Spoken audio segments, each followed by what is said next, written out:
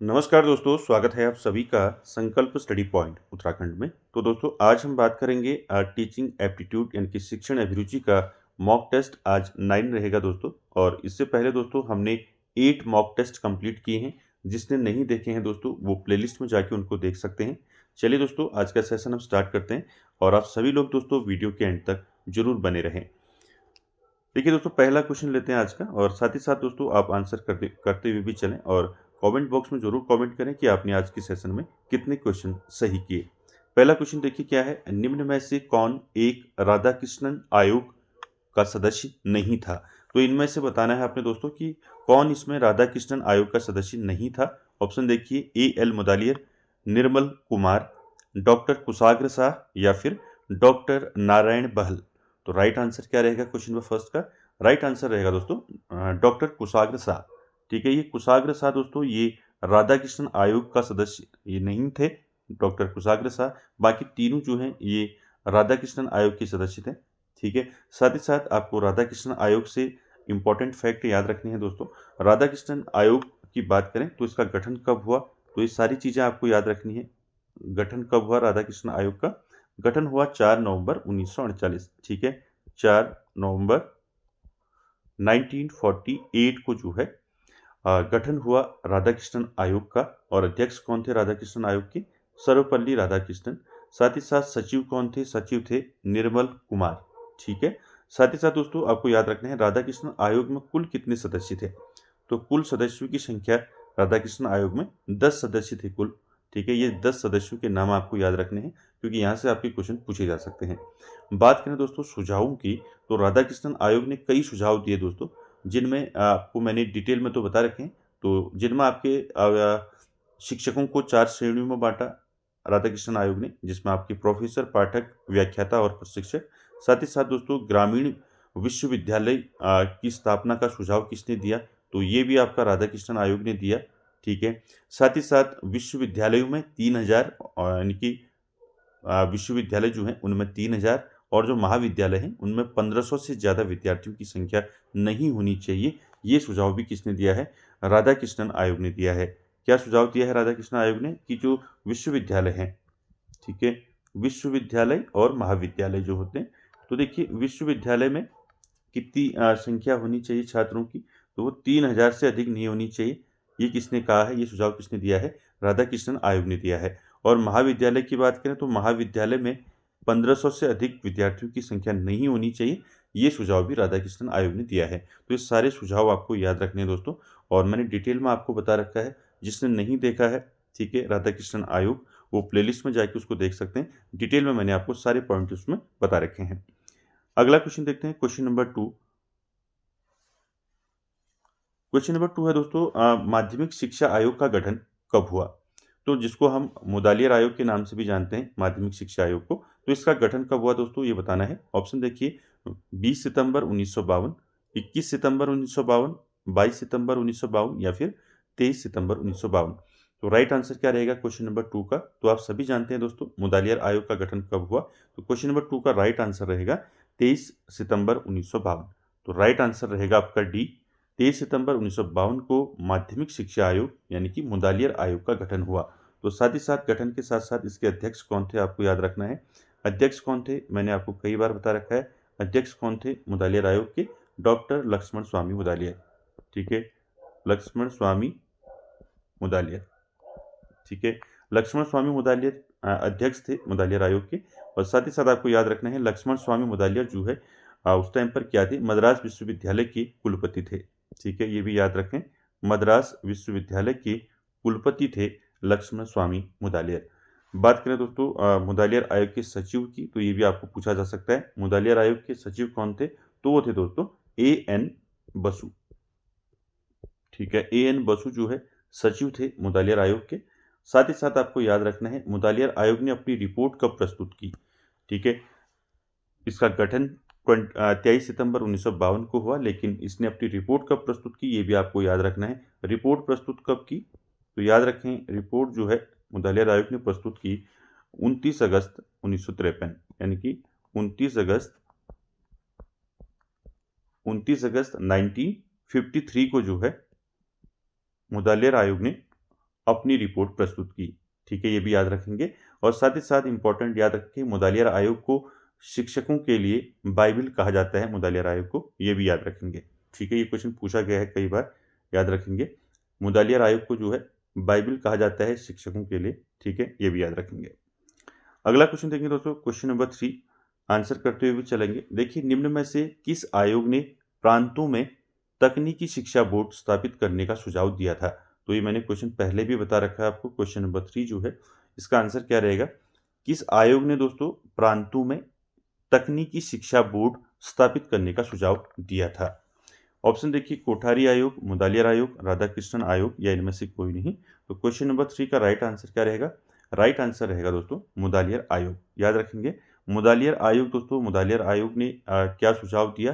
प्रांतों में तकनीकी शिक्षा बोर्ड स्थापित करने का सुझाव दिया। ठीक है, याद रखेंगे इसको। बाकी मुदालियार आयोग से मैंने सारी चीज़ें आपको बता दी। गठन कब हुआ, इसके अध्यक्ष कौन थे, सचिव कौन थे, रिपोर्ट प्रस्तुत कब की, ये सारे फैक्ट आपको याद रखने हैं।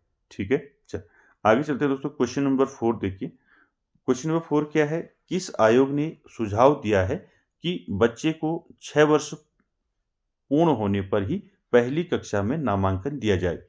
यानी कि किस आयोग ने सुझाव दिया है कि बच्चे की जब उम्र है दोस्तों, जब तक 6 वर्ष नहीं होती, ठीक है, तो 6 वर्ष पूर्ण होने के बाद ही जो है उसको पहली कक्षा में क्या दिया जाए? नामांकन दिया जाए, यानी कि उसका एडमिशन कराया जाए। तो दोस्तों ये सुझाव किसने दिया है? ऑप्शन देखिए, राष्ट्रीय ज्ञान आयोग, कोठारी आयोग, मुदालियार आयोग, या इनमें से कोई नहीं। तो क्वेश्चन नंबर 4 का राइट आंसर क्या रहेगा? 4 का राइट आंसर रहेगा दोस्तों कोठारी आयोग। ठीक है, तो कोठारी आयोग ने दोस्तों ये सुझाव दिया है कि बच्चे को जो है, जब तक बच्चे की 6 वर्ष की आयु जो है कंप्लीट नहीं होती, तब तक उसको जो है पहली कक्षा में नामांकन जो है, यानी कि जब 6 वर्ष पूर्ण करता है बच्चा, तो उसके बाद ही उसको क्या दिया जाए? पहली कक्षा में नामांकन दिया जाए। तो ये सुझाव कोठारी आयोग ने दिया है, इसको याद रखेंगे।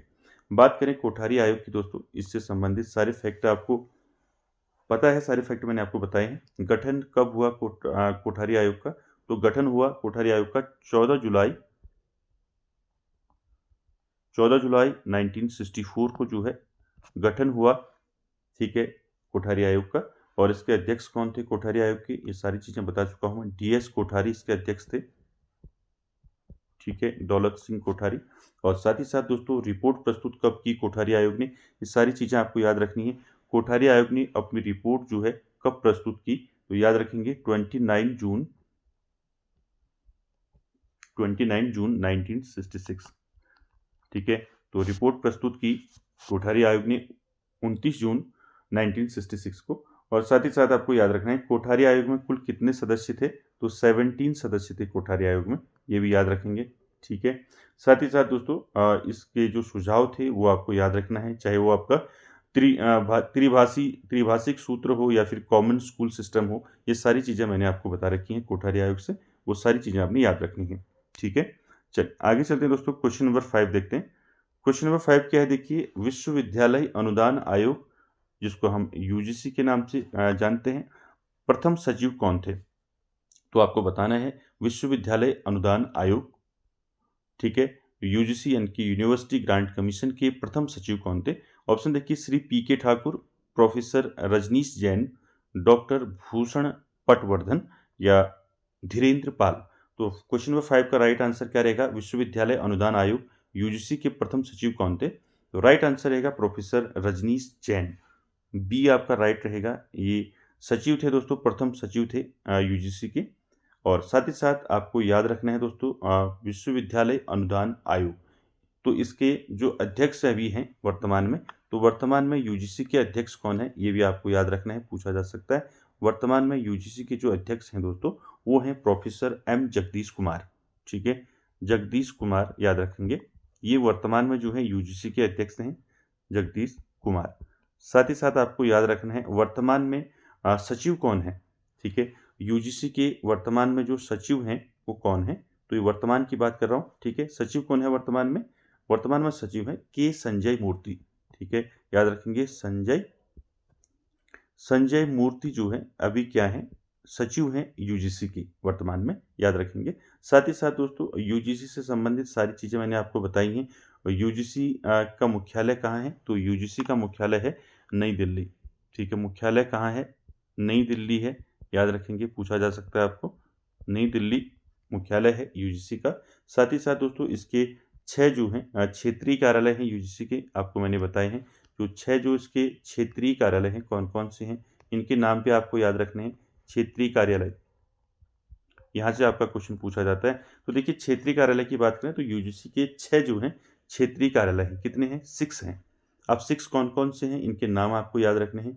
ठीक है। इसमें आपका पुणे, ठीक है, पुणे, भोपाल, इनके नाम याद रखने हैं। पुणे, भोपाल और कोलकाता।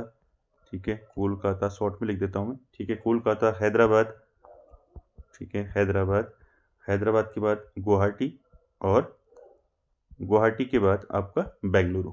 ठीक है, ये तो 6 ये जो हैं क्षेत्रीय कार्यालय हैं यूजीसी के, नाम याद रखेंगे। पुणे, भोपाल, कोलकाता, गुवाहाटी, बेंगलुरु, हैदराबाद। ठीक है, सारी चीज़ें याद रखनी है। मुख्यालय कहाँ है यूजीसी का? तो ये है आपका नई दिल्ली में। और साथ ही साथ वर्तमान में यूजीसी के जो अध्यक्ष हैं वो कौन है? प्रोफेसर एम जगदीश कुमार हैं। और वर्तमान में सचिव कौन है? तो वो है आपके के संजय मूर्ति। ठीक है, ये सारी चीज़ें आपको याद रखनी है। आगे चलते हैं दोस्तों, क्वेश्चन नंबर 6 देखिए। क्वेश्चन नंबर 6 है, बनारस हिंदू विश्वविद्यालय का गठन कब हुआ? तो 1943, 44, 45, 48। तो क्या रहेगा राइट आंसर? मैंने आपको बताया है 3 विश्वविद्यालयों की स्थापना जो है की गई थी एक उसमें, जिसमें फिर बाद में जो है यूजीसी का गठन जो है उसके अंतर्गत किया गया था, उसकी उनकी देखरेख में किया गया था। तो देखिए बनारस हिंदू विश्वविद्यालय का गठन कब हुआ? तो राइट आंसर क्या रहेगा क्वेश्चन नंबर 6 का? राइट आंसर रहेगा 1945। ठीक है, सी आपका राइट रहेगा। बनारस हिंदू विश्वविद्यालय, और इसके साथ ही साथ आप याद रखें बनारस विश्वविद्यालय और अलीगढ़ मुस्लिम विश्वविद्यालय। ठीक है, अलीगढ़, ठीक है, अलीगढ़ मुस्लिम विश्वविद्यालय और साथ ही साथ आपका दिल्ली विश्वविद्यालय, दिल्ली विश्वविद्यालय। तो दोस्तों ये तीनों का जो गठन है वो कब हुआ? तीनों का गठन हुआ 1945 में। तो इन तीनों विश्वविद्यालयों की देखरेख में जो है दोस्तों किसका गठन हुआ था? तो यूजीसी का गठन हुआ था इन तीनों की देखरेख में। ठीक है, याद रखेंगे बनारस हिंदू विश्वविद्यालय का गठन, अलीगढ़ मुस्लिम विश्वविद्यालय और दिल्ली विश्वविद्यालय, इनका जो गठन है 1945 में इनका गठन हुआ। और इन तीनों विश्वविद्यालयों की देखरेख में यूजीसी की स्थापना हुई, यानी कि यूजीसी का गठन हुआ। ठीक है, याद रखेंगे इसको। आगे चलते हैं दोस्तों, क्वेश्चन नंबर 7। किसने कहा है दोस्तों? याद रखेंगे, कोई भी व्यक्ति इतने आदर का पात्र नहीं जितना कि अध्यापक। ये किसने कहा है? ये कोड आपका कोड बताना है आपने किसने कहा है। Doctor Rajendra Prasad, Indira Gandhi, von Dyke और विवेकानंद। तो ये क्वेश्चन मैंने पहले भी आपका रिपीट हो गया है क्वेश्चन, तो आपको याद होगा किसने कहा है कोई भी व्यक्ति इतने आदर का पात्र नहीं जितना कि अध्यापक। तो राइट आंसर रहेगा क्वेश्चन नंबर 7 का दोस्तों, वॉन डाइक। ठीक है, सी आपका राइट रहेगा क्वेश्चन नंबर 7 का। आगे चलते हैं दोस्तों क्वेश्चन नंबर 8 पर।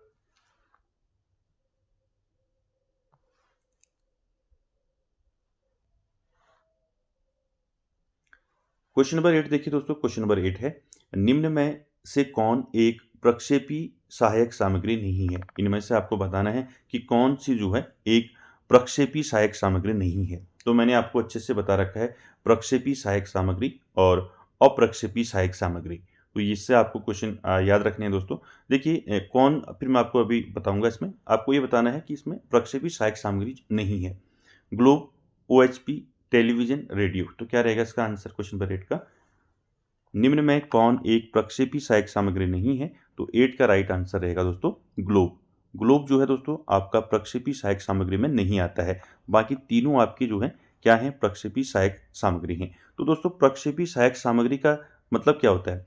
ठीक है, इसको ऐसे याद रखेंगे, यानी कि इसको आप कह सकते हैं प्रोजेक्टेड टीचिंग एड, जिसको हम बोलते हैं प्रक्षेपी सहायक सामग्री को। इसको आप समझ सकते हैं इलेक्ट्रॉनिक, आप कह सकते हैं इसको इलेक्ट्रॉनिक टीचिंग एड कह सकते हैं। ठीक है, तो इलेक्ट्रॉनिक टीचिंग एड जो है आपका, जिसको हम प्रक्षेपी सहायक सामग्री कहते हैं, इसके अंतर्गत क्या रहता है दोस्तों, कैसे याद रखेंगे? जो प्रक्षेपी सहायक सामग्री होती है इसके लिए दोस्तों विद्युत की आवश्यकता होती है। ठीक है, याद रखेंगे किसकी आवश्यकता होती है? विद्युत की आवश्यकता होती है। जैसे आपका दूरदर्शन हो गया, टेलीविजन, ओएचपी आपका हो गया, एलईडी प्रोजेक्टर हो गया, कंप्यूटर हो गया, ये सारी चीज़ें किस में आती हैं? प्रक्षेपी सहायक सामग्री में आती हैं। ठीक है, तो इसको आप या ऐसे याद रखेंगे, प्रक्षेपी सहायक सामग्री वो सहायक सामग्री होती है जिसमें विद्युत का प्रयोग किया जाता है। ठीक है, ऐसे याद रखेंगे तो आप इसको अच्छे से जो है आपको क्वेश्चन इसमें आप कर पाएंगे। ठीक है, तो ऐसी सामग्री जिसमें विद्युत का प्रयोग किया जाता है, यानी कि विद्युत की आवश्यकता होती है, उसको हम प्रक्षेपी सहायक सामग्री कहते हैं, यानी कि प्रोजेक्टेड टीचिंग एड कहते हैं। ठीक है, तो इसका राइट आंसर ए रहेगा 8 का। उसके बाद इसी से मिलता जुलता आपका क्वेश्चन नंबर 9 है, निम्न में से कौन एक अप्रक्षेपी सहायक सामग्री? अप्रक्षेपी सहायक सामग्री को क्या बोलते हैं? अप्रक्षेपी सहायक सामग्री यानी कि नॉन प्रोजेक्टेड टीचिंग एड होगा आपका, इसको हम नॉन इलेक्ट्रॉनिक टीचिंग एड भी कह सकते हैं इसको। ठीक है, तो अप्रक्षेपी सहायक सामग्री कौन सी नहीं है वो बताना है। देखिए, कंप्यूटर, टेलीविजन, डस्टर और OHP। तो क्या रहेगा राइट आंसर क्वेश्चन नंबर 9 का? निम्न में से कौन एक अप्रक्षेपी सहायक सामग्री है? तो कंप्यूटर, टेलीविजन, डस्टर, OHP। तो राइट आंसर रहेगा क्वेश्चन नंबर 9 का, आप समझ चुके होंगे, डस्टर। ठीक है, और अप्रक्षेपी सहायक सामग्री क्या होती है? जिसमें नॉन इलेक्ट्रॉनिक होती है, इसमें विद्युत की आवश्यकता नहीं होती है। तो इसको आप दोनों को ऐसे याद रखेंगे, प्रक्षेपी सहायक सामग्री में विद्युत का प्रयोग होता है और अप्रक्षेपी सहायक सामग्री में विद्युत का प्रयोग नहीं होता है। ठीक है, क्लियर है? तो इसका राइट आंसर रहेगा आपका सी। तो इसमें और क्या क्या आते हैं आपकी अप्रक्षेपी सहायक सामग्री में, यानी कि इसमें क्या क्या आते हैं नॉन प्रोजेक्टेड टीचिंग एड में? जैसे बोर्ड हो गया आपका, ठीक है, बोर्ड हो गया, चौक, डस्टर, ठीक है, चार्ट, ग्लोब, ये सारे किस में आ जाएंगे? ये आ जाएंगे अप्रक्षेपी सहायक सामग्री में। ठीक है, याद हो गया? तो अप्रक्षेपी सहायक सामग्री जिसको हम नॉन इलेक्ट्रॉनिक टीचिंग एड कहते हैं। ठीक है, इसको ऐसे याद रखेंगे, इसमें विद्युत की आवश्यकता नहीं होती है। ठीक है, चल, ये मैंने डिटेल में आपको बता रखे हैं, आप जो है प्लेलिस्ट में जाके भी इनको अच्छे से देख सकते हैं। चल, उसके बाद देखिए क्वेश्चन नंबर 10 देखिए, निम्न में से कौन एक मूल्यांकन की विधि है? तो इसमें आपने बताना है कौन एक मूल्यांकन की विधि है क्वेश्चन नंबर 10 का। तो राइट आंसर रहेगा दोस्तों उपरोक्त सभी। तो ये सभी क्या है? परीक्षा, साक्षात्कार, निरीक्षण, ये तीनों जो है क्या है? मूल्यांकन की विधियां हैं। ठीक है, क्या है? मूल्यांकन की विधियां हैं, याद रखेंगे, मैंने डिटेल में आपको मूल्यांकन बता रखा है। ठीक है, उसको अच्छे से आप देखिए। आगे चलते हैं क्वेश्चन नंबर 11 पर। देखिए क्वेश्चन नंबर 11 क्या है? निम्न में से कौन सी शिक्षण विधि जो है मूर्त से अमूर्त की ओर चलती है? तो आपको बताना है कौन सी शिक्षण विधि है जो मूर्त से अमूर्त की ओर चलती है। तो ये मैंने आपको कई बार बताया है। ऑप्शन देखिए, आगमन विधि, निगमन विधि, प्रोजेक्ट विधि, या इनमें से कोई नहीं। तो क्वेश्चन नंबर 11 का क्या राइट आंसर रहेगा दोस्तों? कौन सी ऐसी शिक्षण विधि है जो मूर्त से अमूर्त की ओर चलती है? तो 11 का राइट आंसर रहेगा दोस्तों आगमन विधि। ठीक है, आगमन विधि मैंने अच्छे से बता रखा है आपको।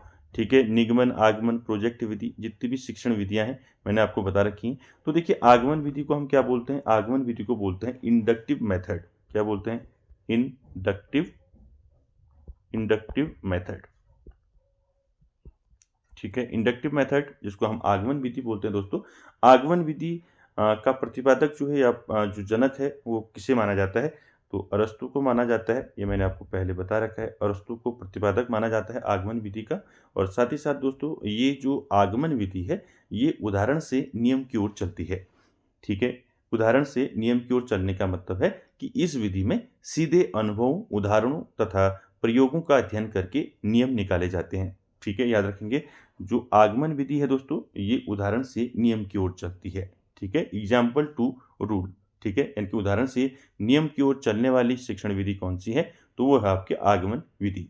ठीक है, और आगमन विधि दोस्तों ये छात्र केंद्रित है, आपको पूछा जा सकता है, छात्र केंद्रित विधि है आगमन विधि। और इसको हम वैज्ञानिक विधि भी कहते हैं आगमन विधि को। ठीक है, ज्ञात से अज्ञात की ओर चलने वाली विधि कहते हैं इसको। ठीक है, ज्ञात से अज्ञात की ओर चलती है और मूर्त से अमूर्त की ओर चलती है और स्थूल से सूक्ष्म की ओर चलती है। तो ये सारे फैक्ट आपको आगमन विधि से याद रखने हैं। तो आगमन विधि से दोस्तों इतने फैक्ट आपको याद रखने हैं। आगे चलते हैं दोस्तों अगले क्वेश्चन पर। अगला क्वेश्चन है दोस्तों क्वेश्चन नंबर 12, किस शिक्षण विधि में वार्तालाप के माध्यम से अधिक सीखने पर बल दिया जाता है? आपको बताना है कौन सी शिक्षण विधि है जिसमें वार्तालाप के माध्यम से अधिक सीखने पर बल दिया जाता है।